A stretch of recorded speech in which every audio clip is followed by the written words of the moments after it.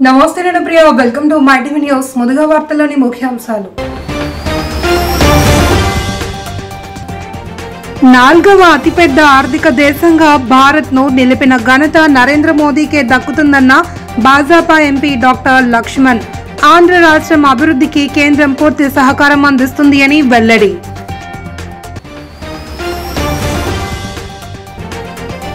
మంత్రి లోకేష్ సమక్షంలో సైయెంట్ ఏఐసిటిఈతో ఏపీఎస్ఎస్డిసి అవగాహన ఒప్పందం యువతలో వ్యాపార నైపుణ్యం స్టార్టప్ ఎకోసిస్టమ్ అభివృద్ధికి సహకారం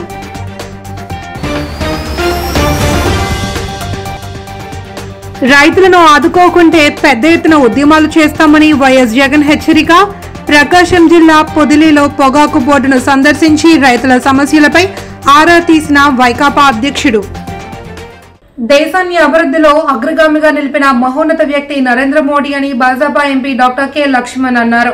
విశాఖలో జరిగిన కార్యక్రమంలో ఆయన మాట్లాడుతూ ప్రధానిగా నరేంద్ర మోడీ బాధ్యతలు చేపట్టి 11 ఏళ్లు పూర్తి చేసుకున్నారు అని చెప్పారు.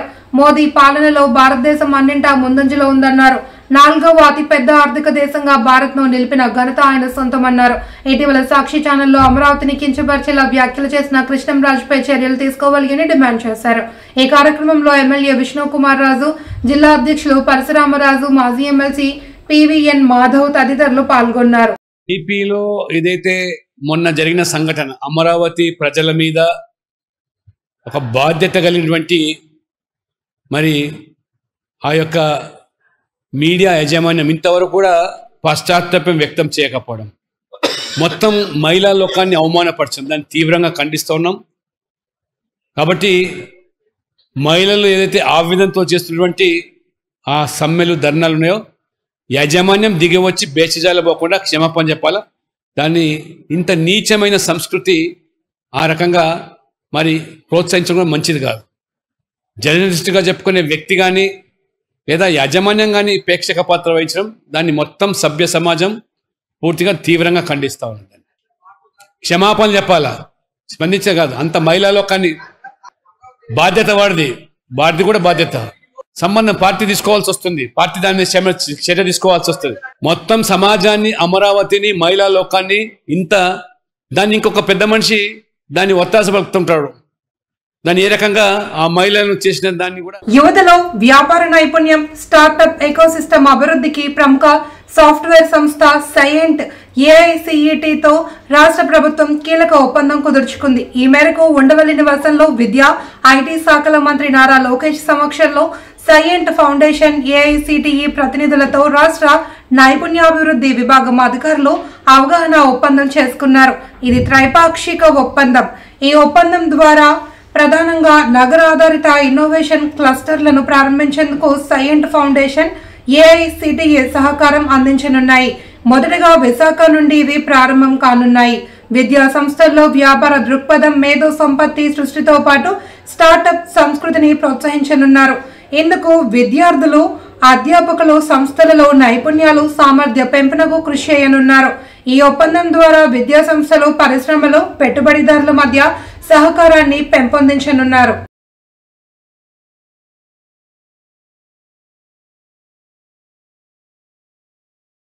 వైఎస్ఆర్ కాంగ్రెస్ ప్రభుత్వ హయాంలో రాష్ట్రంలో రైతు రాజ్యం నడిచిందని, ఇవాళ కూటమి ప్రభుత్వంలో దోపిడీ రాజ్యం నడుస్తుంది అని వైఎస్ఆర్సీపీ అధినేత మాజీ ముఖ్యమంత్రి వైఎస్ జగన్మోహన్ రెడ్డి మండిపడ్డారు. ప్రకాశం జిల్లా పొదిలిలో పొగాకు బోర్డును సందర్శించి అక్కడ పొగాకు రైతుల సమస్యలపై ఆరా తీశారు. అనంతరం ఆయన మాట్లాడుతూ గత ప్రభుత్వంలో ఖరీఫ్ సీజన్లోనే పెట్టుబడి సాయం అందించామని, చంద్రబాబు వచ్చాక రైతు భరోసా సాయం లేదన్నారు. రాష్ట్రంలో రైతులు నానా అవస్థలు పడుతున్నారని, రైతులను పట్టించుకునే పరిస్థితిలో ఈ ప్రభుత్వం లేదని ఆక్షేపించారు. రైతులు ఆత్మహత్యలు చేసుకునే పరిస్థితి ఏర్పడిందని ఆందోళన వ్యక్తం చేశారు. ఇద్దరు రైతులు గిట్టుబాటు ధర లేక ఇదే జిల్లాలో రైతాంగం చనిపోయిన పరిస్థితుల మధ్య ఈరోజు నేను ఇక్కడికి వచ్చి రైతులు పడతా ఉన్న అగసాట్లను ప్రభుత్వాన్ని గట్టిగా నిలదీస్తూ ప్రశ్నిస్తా ఉన్నా. ఈరోజు రైతు పడతా ఉన్న పరిస్థితుల మధ్య ఏ పంటకు కూడా ఈరోజు రాష్ట్రంలో గిట్టుబాటు ధరలు లేవు. ఏలూరు జిల్లా పోలవరం ప్రాజెక్టును అధికారులతో కలిసి రాష్ట్ర జలవనరుల శాఖ మంత్రి డాక్టర్ నిమ్మల రామనాయుడు పరిశీలించారు. ఈ సందర్భంగా ఆయన మాట్లాడుతూ పోలవరం ప్రాజెక్టు పనులను ఇప్పటికే క్షేత్రస్థాయిలో ముఖ్యమంత్రి చంద్రబాబు 3 సార్లు పరిశీలించారని తెలిపారు. ప్రాజెక్టు పనులు షెడ్యూల్ కి అనుగుణంగా జరుగుతున్నాయని అన్నారు. డీవాల్ పనులు శరవేగంగా జరుగుతున్నాయని చెప్పారు. 2027 చివరి నాటికి ప్రాజెక్టు పనులు పూర్తి చేసేలా ప్రణాళికాబద్ధంగా పనులు చేస్తున్నామని తెలిపారు.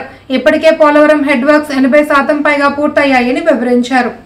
చంద్రబాబు నాయుడు గారు ముఖ్యమంత్రిగా ఇప్పటికే 3 సార్లు స్వయంగా ఇక్కడ మరి విజిట్ చేసి ఒక లక్ష్యాన్ని కూడా డయాఫ్రమ్ వాల్ 2025 డిసెంబర్ 2027 డిసెంబర్కి పోలవరం ప్రాజెక్టు పూర్తి చేసేటువంటి విధంగా ఒక షెడ్యూల్ కూడా ఏర్పాటు తీసుకుని ఆ షెడ్యూల్కు అనుగుణంగా పనులు జరిగేటువంటి విధంగా మరి ఈవేళ మరి పెద్ద ఎత్తున పోలవరం పనులు జరుగుతున్న విషయాన్ని కూడా స్వయంగా మనందరం కూడా చూస్తున్నటువంటి పరిస్థితి.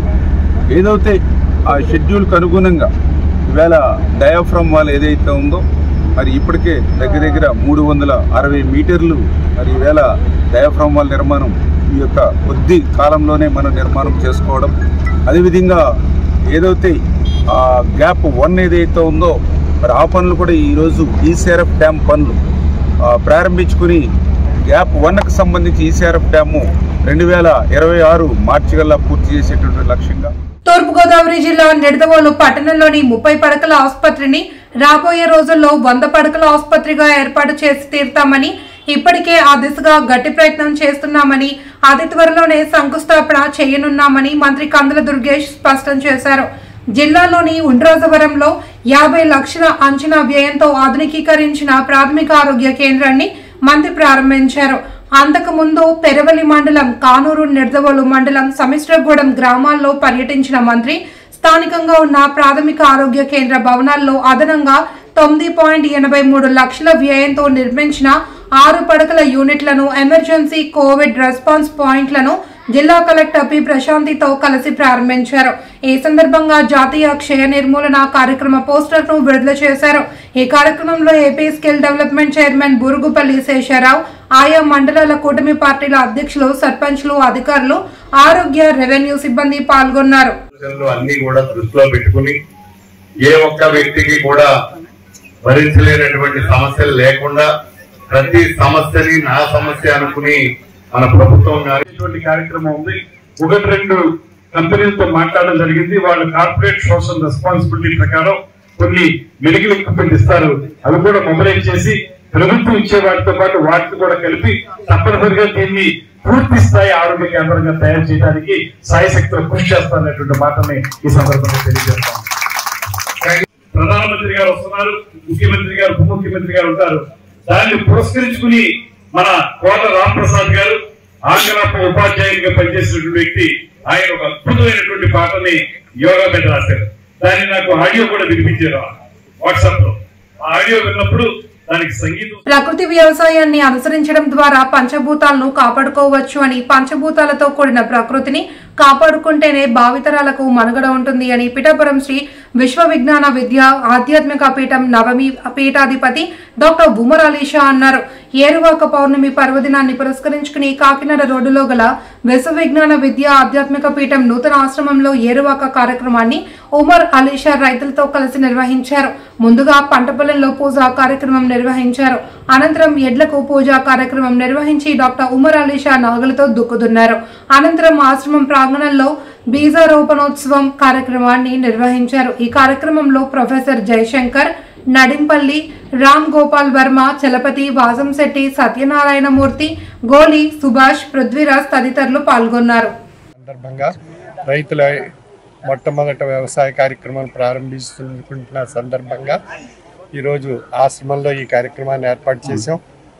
సస్యవృద్ధి బీజారోపణ ఉత్సవం కార్యక్రమంలో రైతులందరినీ ఏకీకృతం చేసి సేంద్రియ వ్యవసాయం ద్వారా మంచి ఉత్పత్తులు సాధించాలనేటువంటి ఉద్దేశం చేత సద్గురు బీజాలను వారికి అందజేసి వాటి ద్వారా మంచి ఉత్పత్తులు సాధిస్తూ మరియు భూమిని పరిరక్షించుకుంటూ రసాయనిక ఎరువుల వాడకాన్ని తగ్గించి చక్కని సేంద్రియ పద్ధతుల ద్వారా పురాతన వ్యవసాయ పద్ధతులను ఆచరించడం ద్వారా మంచి ఆహార విలువలతో కూడినటువంటి పోషక ఉత్పత్తులు పొందడం జరుగుతుంది. ఈనాడు రైతులకు ఈ పోషక ఉత్పత్తులకు మంచి గిరాకీ లభిస్తుంది. సాక్షి మీడియాలో మహిళలను కించపరిచేలా చర్చా వేదిక నిర్వహించడంపై తెలుగు మహిళలు బగ్గుమన్నారు. మహిళలను అసభ్య పదజాలంతో దూషించిన కృష్ణంరాజును వెంటనే అరెస్ట్ చేయాలి అని డిమాండ్ చేశారు. ఈ మేరకు విశాఖ జిల్లా పాత గాజువాక కూడలిలో నియోజకవర్గ సమన్వయకర్త ప్రసాదుల శ్రీనివాసరావు అధ్యక్షతన తెలుగు మహిళలు ప్లకార్డులు పట్టుకుని నినాదాలు చేశారు. ఈ సందర్భంగా మాట్లాడుతూ అమరావతి రాజధానిని లక్ష్యంగా చేసుకుని సాక్షి మీడియా విష ప్రచారానికి పాల్పడుతుందని ఆరోపించారు. సాక్షి మీడియాలో చర్చల పేరుతో అమరావతి మహిళలను అసభ్య పదజాలాలతో కావాలనే కృష్ణంరాజు దూషించారని, ఆ సమయంలో వ్యాఖ్యలను ఖండించాల్సిన కేఎస్ఆర్ మౌనంగా ఉండడం అనేక అనుమానాలకు తావిస్తోందన్నారు. ఈ కార్యక్రమంలో జిల్లా మహిళా అధ్యక్షురాలు సర్వసిద్ధి అనంతలక్ష్మి, నల్లూరు సూర్యనారాయణ, సుజాత, విజయ్ కుమార్, మధులత, రాంబాబు తదితరులు పాల్గొన్నారు. దేనికి పనికిరాదనే విధంగా మాట్లాడుతున్న వెధవలు కూడా ఈరోజు మాట్లాడుతూ స్త్రీని అవమానపరుస్తూ రాజధానిని అవమానపరుస్తూ ఉన్నారంటే అది ఎంత దౌర్భాగ్యమో ఈ రాష్ట్రం చేసుకున్న దురదృష్టం అని మేమైతే అనుకుంటున్నాం. ఎందుకంటే భారతీరెడ్డి గారు ఒక మహిళే. అలాంటి మహిళ మీడియాలోనే కూర్చోబెట్టి నీచాతి నిజంగా మాట్లాడుతున్న వ్యక్తులకు కూడా ఈరోజు సజ్జల రామకృష్ణారెడ్డి వచ్చి సంకర జాతి వాళ్ళు కూడా చేస్తున్నారు, ఇది సబబేనా అని వత్తాసు పలకడం ఇంకా కొత్తగా అనిపించింది మాకు.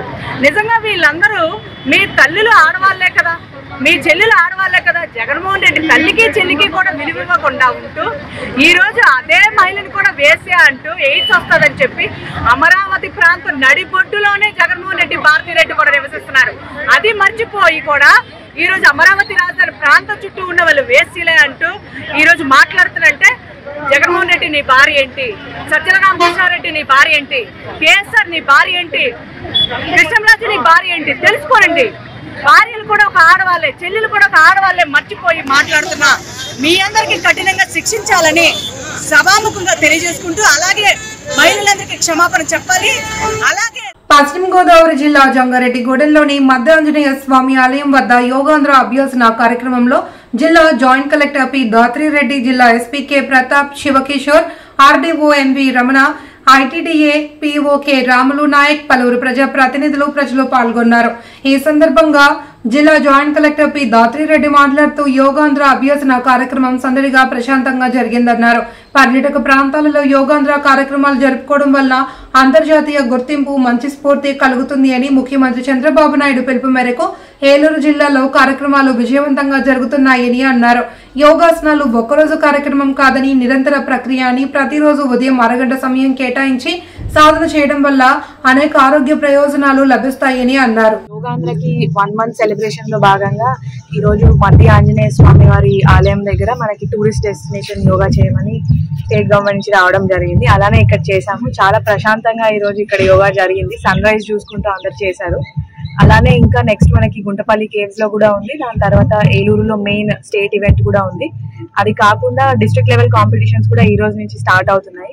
సో అందరికీ కూడా ఇప్పుడు యోగా అనేది మనకు ఒక విలేజ్ లెవెల్ మూవ్మెంట్ అయిపోయింది ఆల్మోస్ట్. ఎందుకంటే విలేజ్ లెవెల్లో ట్రైనింగ్స్ జరిగాయి.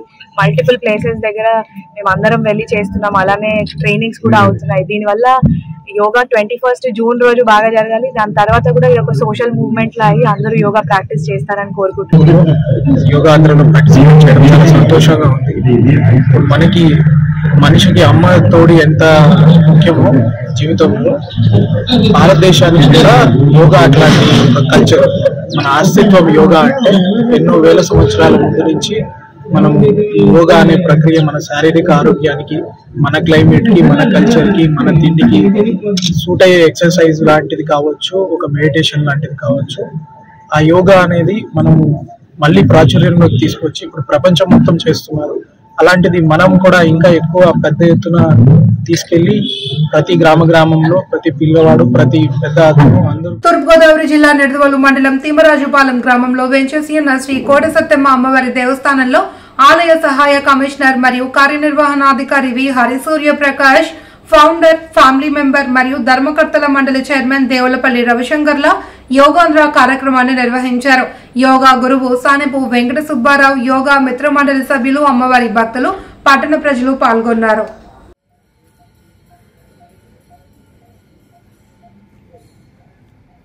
మొత్తం అవసరం అవసరం నడు వెనక్కి పెట్టి నడు వెనక్కి పెట్టాలి.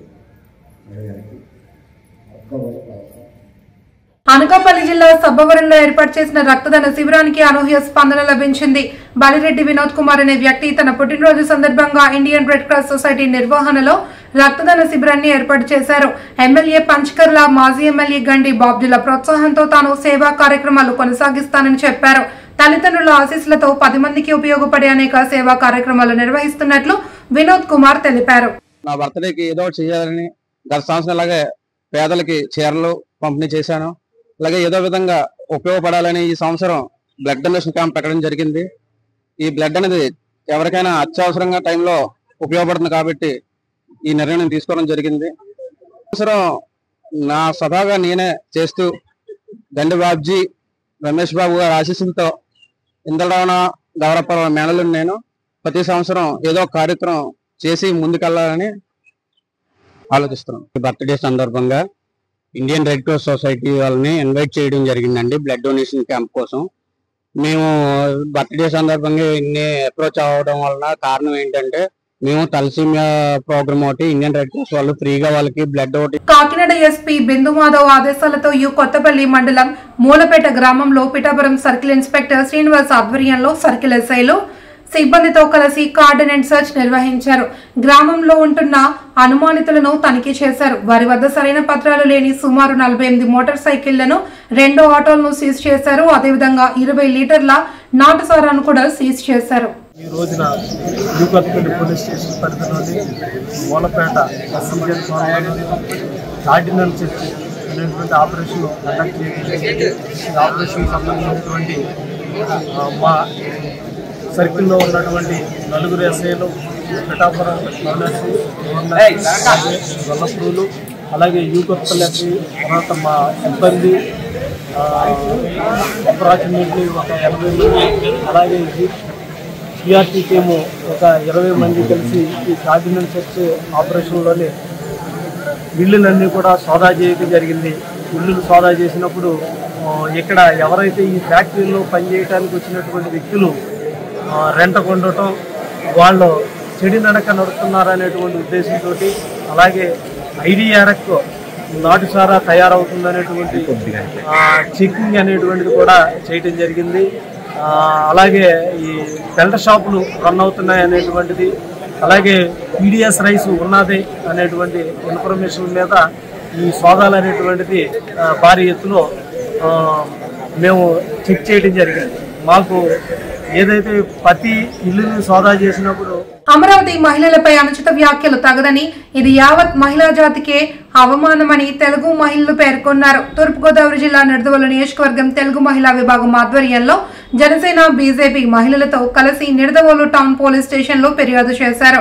ఈ సందర్భంగా మాట్లాడుతూ సభ్య సమాజం తలదించుకునే విధంగా, మహిళల ఆత్మాభిమానాన్ని దెబ్బతీసే విధంగా ఇటువంటి నీచమైన వ్యాఖ్యలు చేయడం వెనుక వ్యవస్థీకృతమైన కుట్ర దాగుందన్నారు. పట్టణ పార్టీ అధ్యక్షుడు కొమ్మిన వెంకటేశ్వరరావు, మున్సిపల్ చైర్పర్సన్ భూపతి ఆదినారాయణ, మండల ప్రెసిడెంట్ వెలగన సూర్యారావు, ఉండ్రాజవరం మండలం టీడీపీ ప్రెసిడెంట్ సింహాద్రి రామకృష్ణ, పెరవలి మండల టీడీపీ అధ్యక్షులు రామకృష్ణమ్మ, నిడదవోలు పట్టణ జనసేన అధ్యక్షులు రంగా రమేష్, బీజేపీ పట్టణ అధ్యక్షులు మోర్తా ప్రమోద్ కుమార్, నియోజకవర్గ తెలుగు మహిళా అధ్యక్షురాలు నల్లూరి పుష్పావతి, కేదార్ శెట్టి, సునీత, ఎస్కే ఫాతిమా తదితరులు పాల్గొన్నారు. వాడదాను కదా, ఎవరిని వేసులు అంటావు నువ్వు? సిగ్గు సెలవు లేదా మీకు? అసలు ఆంధ్రాలో మీకు ఏం పని? బెంగళూరు పోవచ్చు కదా మీరు. ఆంధ్రాలో వేసులు అంటారా? లేడీస్ సిగ్గుందా, గుర్తుందా అసలు మీకు? సాక్షి పేపర్ తీసిపడేయండి. అసలు ఆంధ్రాలో ఎవరు వాడకండి. అసలు ఏమనుకుంటున్నారు మీరు మహిళల గురించి? అమరావతి మహిళలైనా మేమైనా ఎవరైనా ఒకటి. ఇంట్లో మహిళలను గౌరవించాలి ఎవరైనా. జగన్మోహన్ రెడ్డి ఎలాగా చెల్లెల్ని తల్లిని గౌరవించాలి అంటే మహిళలు అందరూ వేసినా గుర్తుందా నీకు? చెప్పించి కొట్టాలి అసలు ఒక్కొక్కరిని. మహిళల్ని ఎవరు? రావణాసురుడు ఏమయ్యాడు? మహిళని ఇబ్బంది పెట్టి ఏమయ్యాడు? మీరు అంతే, అదే అవుతారు మీరు కూడా. ముందుగా మేము చాలా ఆడవాళ్ళందరూ కూడా చాలా ఇదిగా చూసుకున్నాం. అది దేవతల ఊరని, రాజధాని అని ఎందుకన్నారంటే ముఖ్యమంత్రి గారు, పవన్ కళ్యాణ్ గారు సాక్షాత్తు అమ్మవారు ఉన్నది. మేము అందరం గౌరవించి చాలా ఇదిగా చూసుకుంటాం ఆ ఊరిని. అలానే అమరావతి 5 సంవత్సరాలుగా మీరు అమరావతి గట్ట ఏమీ లేకుండా రైతుల్ని నానా ఇబ్బందులు పెట్టారు. వేసులు అంటున్నారు, అసలు వాళ్ళు లేడీస్ అసలు బయటకు వచ్చే వాళ్ళు కాదండి. మీరు ఇబ్బందులు భరించలేక కేవలం భూములు ఇచ్చిన పాపానికి వాళ్ళు బయటకు వచ్చి ధర్నాలు చేశారండి. ఎందుకంటే ముఖ్యమంత్రి గారు ముఖ్యమంత్రి గారు చాలా ఇదిగా లేడీస్ చాలా ఇదిగా చూసుకుంటారు పవన్ కళ్యాణ్. కానీ అంత ఇదిగా చూసుకున్న ఆయన మీరు చూడలేక మీరు అసూయపడి మీరు ఇలాంటి చెడు ప్రవర్తనలు ప్రవర్తించి ఇలాంటి మాటలన్నందుకు మిమ్మల్ని ఖండించాలి, బహిరంగ వచ్చి మాకు క్షమాపణ చెప్పాలని కోరుకుంటున్నాం లేడీస్ అందరం కూడా. ఇది చాలా అనారోగ్యమైన చర్య అండి. ఇది మాకు చాలా బాధగా ఉంది. మేము బయటకు ప్రజా ప్రతినిధిగా ప్రజల మనసులో చిరస్థాయిగా నిలిచిన గొప్ప వ్యక్తి పల్లా సింహాచలం అని జీవీఎంసీ 72వ వార్డు సీనియర్ టీడీపీ నాయకుడు పారిశ్రామికవేత్త సాలాపు రామారావు అన్నారు. ఇటీవల అకాల మరణం చెందిన పల్లా సింహాచలం చిత్రపటానికి గాజువాక తెదేపా కార్యాలయంలో పూలమాల వేసి నివాళి అర్పించారు. ఈ సందర్భంగా రామారావు మాట్లాడుతూ కార్మిక ఉద్యమాల్లో ముందుండి ఆయన అందించిన సేవలు చాలా గొప్పవని కొనియాడారు. మచ్చలేని నాయకుడిగా ప్రజాహృదయ నేతగా అందరి మనసులో మంచి స్థానాన్ని సంపాదించుకున్నారని చెప్పారు. ఈ కార్యక్రమంలో సన్రానా Lakshmi Chowdary, Raju, bullet Srinu, Petkamsetti Jagan, B Jyothirao, PSN Raju తదితరులు పాల్గొన్నారు. ఒక 20 ఏళ్ళు జర్నీ చేశానండి. మరి షిప్యార్డ్లో జాబ్ చేస్తూ ఒక ఇండియన్ నాయకుడిగా మరి ఎంతో పేరు తెచ్చుకున్న వ్యక్తి పల్లా సింహాచలం గారు. మరి షిప్యార్డ్లో చేస్తూ అటు 16,000 జనాభాలో ఒక యూనియన్ నాయకుడిగా ఎంతో పేరు తెచ్చుకున్న తర్వాత ఆయన ఎమ్మెల్యే సీట్ కూడా ఇవ్వడం జరిగింది. మరి ఎమ్మెల్యే సీట్ ఇచ్చిన తర్వాత ఆయన ఎమ్మెల్యేగా పోటీ చేయడం, ఈ వర్కర్స్కి కూడా మంచి న్యాయం చేసేవారండి. ఇటు మేనేజ్మెంట్ డీల్ చేసేవారు, ఇటు వర్కర్స్ డీల్ చేసి వాళ్ళకి ఏమైనా సమస్యలు ఉంటే వెంటనే అది తీర్చేసుకుని చేసే వ్యక్తి ఈయన ఒకరండి. దానికి ముందు ఆర్డర్ సత్యనారాయణ గారు చేశారు, ఆ తర్వాత ఆవుల కృష్ణమూర్తి గారు చేశారు, ఆ తర్వాత సీతారామరాజు గారు చేశారు. మరి పల్లా సింహాచలం గారు కూడా యూనియన్ సెక్రటరీగా, ఒక లేబర్ యూనియన్ వర్కర్ యూనియన్ సెక్రటరీగా, స్టాఫ్ యూనియన్ సెక్రటరీగా గట్టిగా మరి షిప్యార్డ్లో మంచి పేరు తెచ్చుకున్న తర్వాత ఒక ఎమ్మెల్యే. బడియేడు పిల్లలను బడిలో చేర్పించాలి అని కరుణా జీవన్ మినిస్ట్రీస్ వ్యవస్థాపక అధ్యక్షుడు ఇనకొల్లు పోలీసరావు అన్నారు. బాపట్ల జిల్లా కర్లపాలెంలో స్థానిక లంకాలవ దగ్గర ఉన్న గిరిజన విద్యార్థులకు పలకలు, నోట్ పుస్తకాలు, పెన్నులు, బలపాలు ఉచితంగా అందించారు. ఈ సందర్భంగా ఆయన మాట్లాడుతూ ప్రతి నెల 10 మందికి చేయూతనిద్దాం, చైతన్య పరుద్దాంలో భాగంగా ఈ కార్యక్రమాన్ని నిర్వహించామని తెలిపారు. ప్రభుత్వం కల్పిస్తున్న సౌకర్యాలను ఉపయోగించుకుని కర్లపాలెంలో నూతనంగా ఏర్పాటైన మోడల్ ప్రైమరీ స్కూల్లో తమ పిల్లలను చేర్పించవలసిందిగా విజ్ఞప్తి చేశారు. పాఠశాల ప్రధానోపాధ్యాయుడు గార్లపాటి శ్రీనివాసరావు, స్థానిక తల్లిదండ్రులు పాల్గొన్నారు.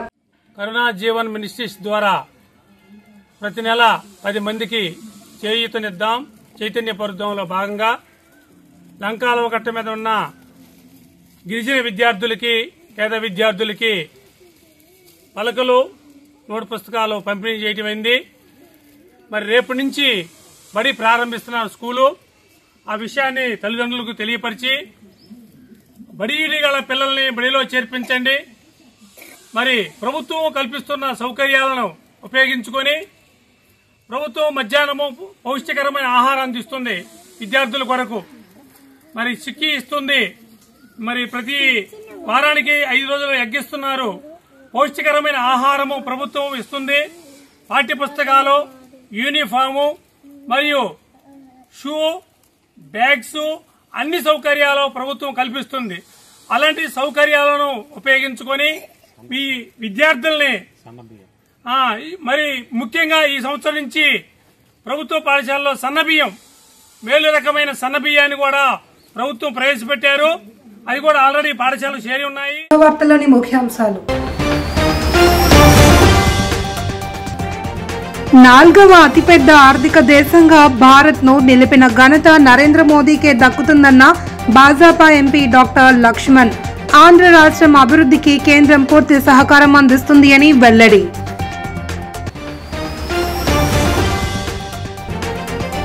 మంత్రి లోకేష్ సమక్షంలో సైయెంట్ ఏఐసిటిఏతో ఏపీఎస్ఎస్డిసి అవగాహన ఒప్పందం. యువతలో వ్యాపార నైపుణ్యం, స్టార్టప్ ఎకో సిస్టమ్ అభివృద్ధికి సహకారం.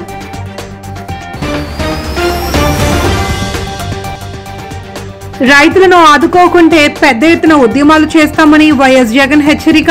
ప్రకాశం జిల్లా పొదిలిలో పొగాకు బోర్డును సందర్శించి రైతుల సమస్యలపై ఆరా తీసిన వైకాపా అధ్యక్షుడు.